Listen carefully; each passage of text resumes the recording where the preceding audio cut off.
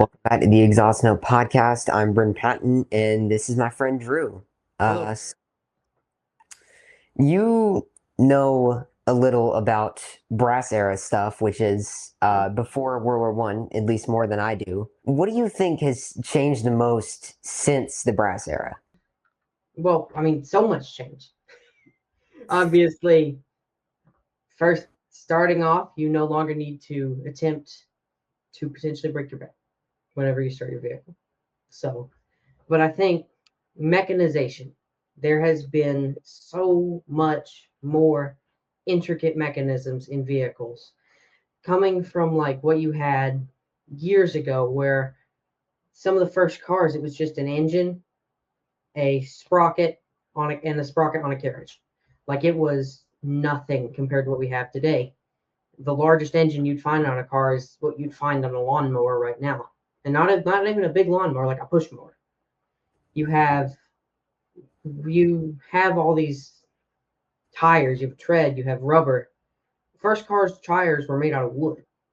Like it was all wood.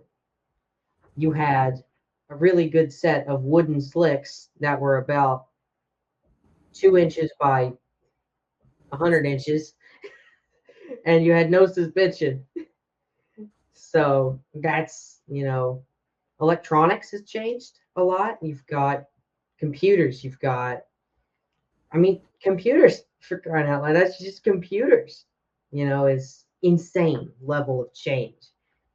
You have engines that have went from single cylinder, two cylinder, maybe three or four cylinder, steam, early electric engines to V8s. You have W16s. I'm sure by the end of the next 100 years, they'll have one for every letter of the alphabet, probably. But you've got so much more than what you had before, where it was like your mechanisms used to be what one person could do, what you could hammer with a lathe, what you could do with a hammer and a forge, a lathe. You had equipment that was routed steam power. You have just everything that was manufacturing wise is totally different. Ford used to be one of the largest consumers of wood on earth. Now they probably don't consume any wood, but it's just the level of complicatedness has changed so much because everything used to be very straightforward, very simple, very robust, very rudimentary though too. It was very small, That's the thing. So, for those who might not know a lot about brass era cars, they were obviously a lot more complicated to drive than today's cars. Yeah. What all more did you have to do in order to get the car on the road, even? Well, the thing about the cars of that era were it heavily depended based on the model. So I think I'm just going to go off like the Model T here. To start the Model T, you had to, first off, to the controls you had available, you would have your throttle, which was on your steering, which was on your, what's it called? The thing that holds the steering wheel up. Your throttle was right here. It was not a pedal. You had your throttle right there. You had to manually control your engine timing. There were no electric starts. Whenever you started the vehicle, you had to literally manually turn the engine over. And a lot of early models, before you had like ratcheting mechanisms and stuff, the thing you started it with would turn over with the engine.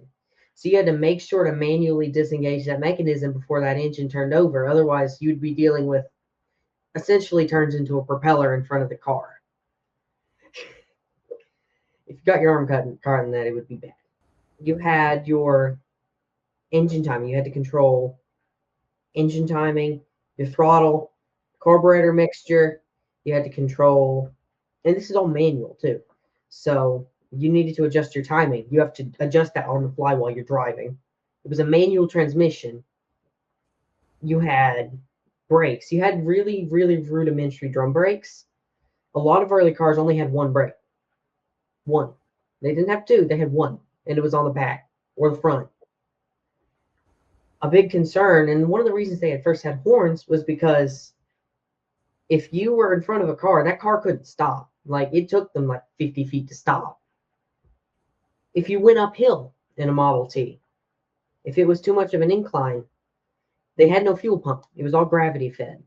So your car would stall and you'd have to go up the hill backwards to keep the fuel going through your engine. You probably had 30 horsepower, maybe. And it was a 4-cylinder, which is about the same size as the 4-cylinder you'd find in like a Honda or whatever. It wasn't a turbo, obviously, but it was ridiculously simple to maintain. It could run off of anything. It's a gas, but it could run off anything. I mean, you could run it off of corn whiskey. There are documents, farmers, they turned them into tractors. They ran them off of corn whiskey. And they're just really robust machines. I saw a video once of a Model T tractor. It hadn't ran in years. It was just sitting in the woods. This guy he got a can of ether and he started it. It hadn't ran in 70 years. He just started it and it just started. And he drove it away. It was 70 years old. You would never think it would have ran, but it ran. And just the amount of like really robustness, you know? And going back to like the controls and stuff, everything was just analog and manual. There was nothing automatic about it.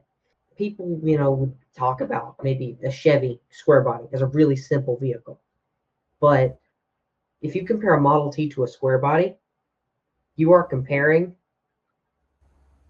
let's go with computer games. You're comparing like Tetris to like GTA 6. Like that's the level of complicatedness. And I mean, you compare a Model T to the first vehicle, that's a whole nother level.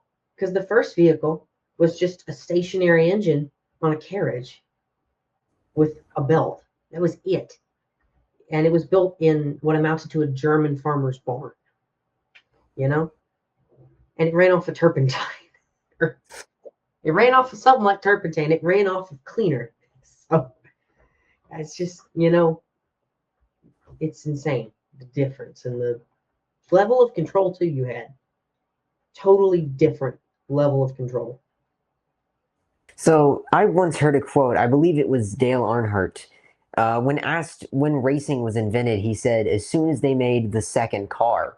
Mm-hmm. How do you think the fundamentals of racing have changed since the brass era?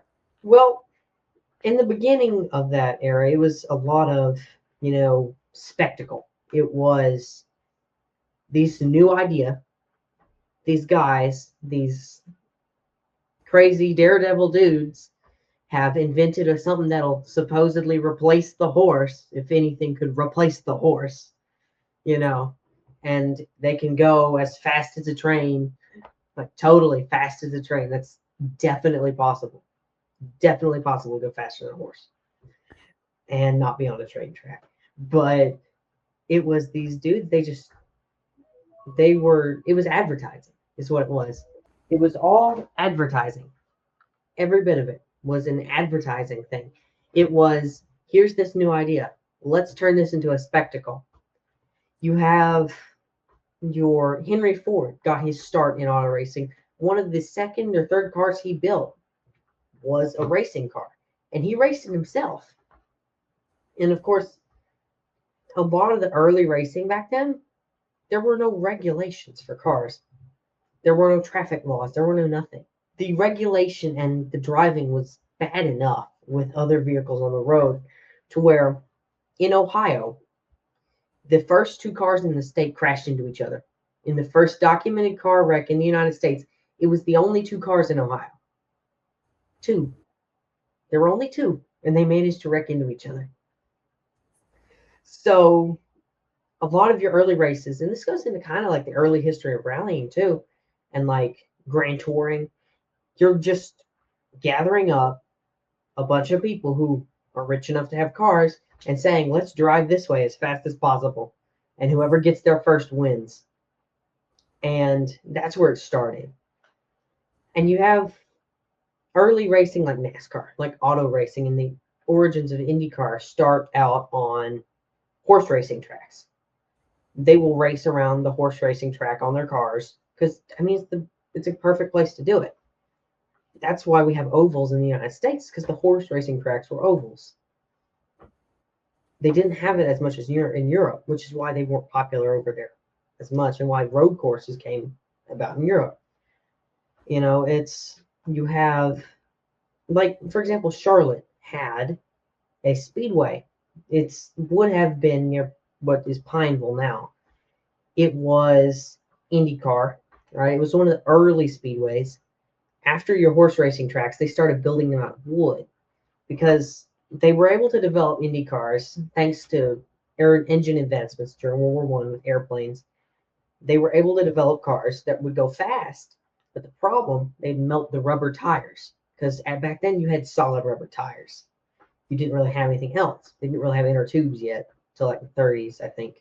Don't fact check me on that, but they have they had this pine, they built it out of pine, of green pine, and it was like massively banked. This thing was like hugely banked. It was this pine, literal pine track. It was a wooden track, and the cars would race along it. And because it was wood and there were gaps in between the boards, it cooled the track surface just enough to where the tires didn't melt. Because otherwise, you just melt to the track and get stuck. I think, you know, the way auto racing just kind of started out is it grew from just being a spectator sport, really. And I mean, it was always for spectators, it was always kind of for that, but it became organized more so later on. But the really beginnings of it was just the moment cars started. I mean, that was just the thing, you know? Obviously, and you mentioned this earlier, the way we build engines now is very different from how it was back. Do you think they were more creative necessarily in the pre-war era? Well, before the World Wars, your engines were, I mean, starting out in like the first internal combustion engines in the 1870s, 1880s, these things were huge. They were huge. They were they were industrial. They were meant to replace steam engines. They wanted to replace them in the industrial capacity. And what they were these massive single cylinder machines because you couldn't make something at the tolerance you could do now, or even you could do in the 1900s. So a lot of your first engines were your early spark ignition engines coming out around during electricity.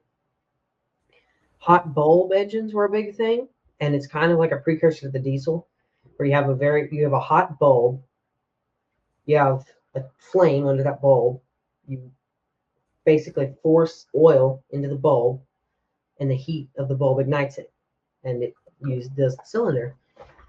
But engine design was really rudimentary. It was really focusing on what would work because everything back then was cast iron. Everything back then there was no aluminum. You didn't build an aluminum engine until honestly relatively recently, but they had cast iron everything or maybe steel. Um, it was very heavy. It was very industrial design. So the four cylinder that they put in the Model T it was a big engine. It was a tough engine because everything had to be fixable. Everything had to be mass producible.